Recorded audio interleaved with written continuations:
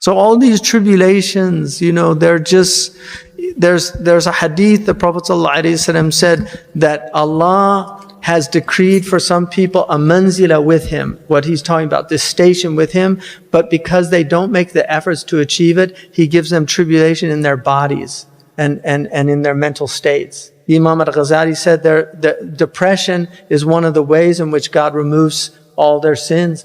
People leave the world sinless through tribulation. The Prophet ﷺ said, when people see on the Day of Judgment what the people who had bodily suffering in this world, he said they wish they could go back to the dunya and have themselves cut with scissors, maqarid, qita'tan, to get the reward of what those people get in the afterlife. This is our deen. It's not, people think these things were just made up to assuage people. Well, first of all, why would you make up hell? That's not very comforting. Right? I mean, if I was going to make it, I would just put them in prison for a while or something and maybe have them tortured. But eternal? Subhanallah. It's not very comforting. So the Prophet ﷺ, what he said is true. And people, the thing about the Quran is, if people are willing to just look at this book, they're willing to look at this book. And there's all these different types of miracles in the Quran. There's rhetorical miracles, there's grammatical miracles, there's the miracles of the letters, the muqatta'at. I mean, they're miraculous, those letters. There's miracles of the meanings of the Quran. There's things in that embryology, nobody could have known that. Even Keith Moore said this is the earliest accurate description of embryology. And in Surah Al-Hajj, Allah gives two proofs for the afterlife. The first is an embryological proof. That's the proof for the people of the latter days, because the Salaf couldn't have known that. We know it now. But the second proof is that he brings يحيي الأرض بعد موتها. He brings dead earth back to life. Look at it, California. Just look at, have you seen like this dead earth from a drought of years? And it's like Ireland. There's poppy blooms that can be seen from outer space. Flowers, like flowers. And that's the weeds come, but the flowers come too, and that's the afterlife. The weeds are going to be revived, and then with flowers. We're in a cocoon, people. We're in a cocoon. We're all caterpillars. And death is breaking out of that cocoon to become a butterfly. This beautiful, perfected creature. And the work is here. In the cocoon, you have to do the work, even bursting forth out of the cocoon. Right? The butterfly, actually, the wings are strengthened by the effort that it gives in breaking out. If you open the cocoon too early, the wings are not developed, it can't fly. And that's why we need time. Allah's given us enough time to work on our souls. It should take about 50 years. That's what Ibn al-Munkadir said. I mean, he was probably maybe a little longer. But the Taoists, very interestingly, say that one of the reasons that life extension is so important in Taoism is because they say that it takes a long time to perfect the soul. And so you should take care of yourself so that you live long enough. You don't want to die before you're ready to go. But the beauty of our religion is that if you're seriously in this journey, even if you're trying to memorize the Quran, that's why everybody should have a niyyah to memorize the Quran.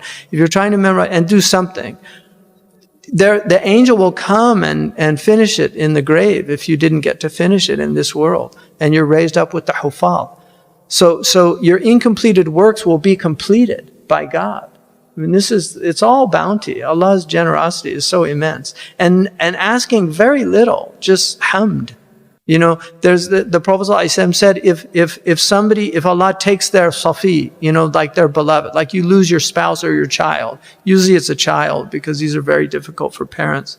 But if you lose somebody truly beloved to you, Allah tells the angels, and He knows better, what did they say? And they say, and it says, Hamidaka wastarja'. They said, Alhamdulillah, inna lillahi wa inna ilayhi raji'un.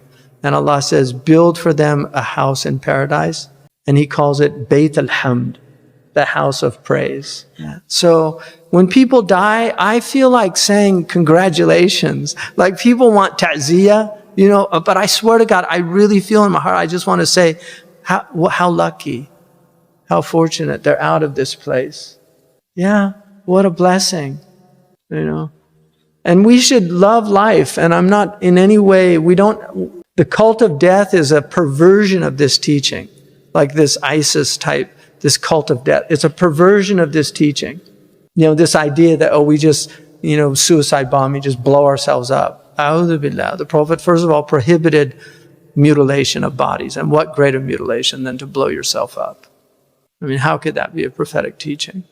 And my teacher in Mauritania just thought it was completely, and they're pre-modern. The teachers I studied with had no experience of modern Muslim thought. Murabt al-Hajj, every book he read was, you know, there was no, I mean, the oldest book he had a book that had an introduction by an Egyptian scholar from about 120 years ago. But he didn't have any modern books. And I remember giving him an article from a newspaper, and he read it, and he asked me what language it was.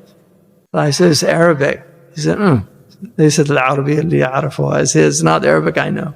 Yeah. And he did a commentary over 1,000 pages on the Alfiya of Ibn Malik, and did sharh of all the mu'allaqat, the Jahili poetry, everything. So, but they just did not see that as from Islam. And the first suicide bombers were actually Hindus, and then the kamikaze, right, Japanese. And those poor guys, they locked them in the planes. They gave them only enough fuel to, so they couldn't land the planes. Yeah, it wasn't like voluntary. Yeah. But it's also an act of desperation. One has to come to terms with that. Because even the kamikaze, they didn't do it at the beginning of the war. That was at the end of the war. It's kind of an admittance that they've lost. Allah make it easy for the people there, in these different places. But I think the modern ulama that have opened up these doors, and now they can't close them because now they blow up Muslims, right? In Pakistan, they go into Shia mosque and stuff. Allah, amazing. I like they're doing a good deed. The Prophet called them kirabun nar. These type, called them, dogs of hell. Anyway.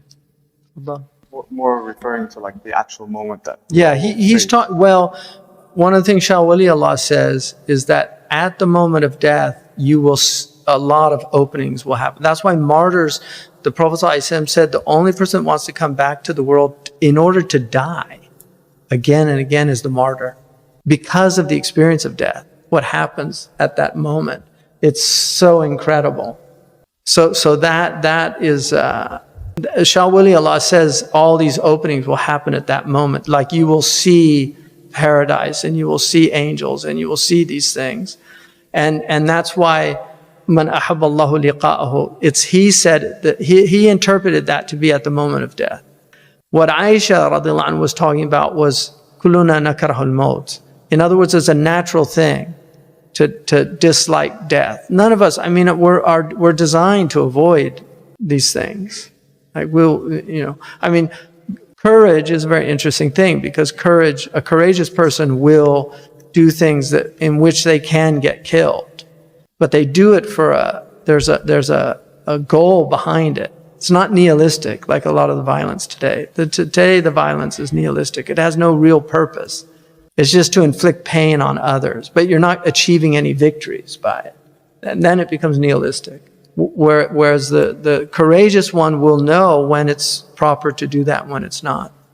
So everybody, that point is well taken.